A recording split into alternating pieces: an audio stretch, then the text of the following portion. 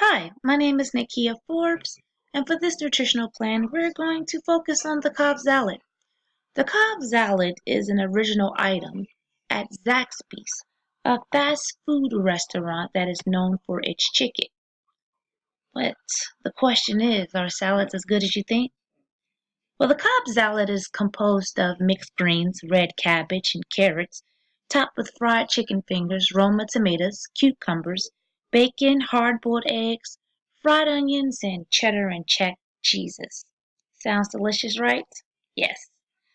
Well, I'll volunteer. Mr. Dan definitely thinks that they're delicious because he indulges in them more than 2 times a week. And he's going to help us determine if there are any beneficial factors to having fast food salads. So, as we analyze the nutritional value, he'll also help us analyze the pros and cons of the Cobb salad.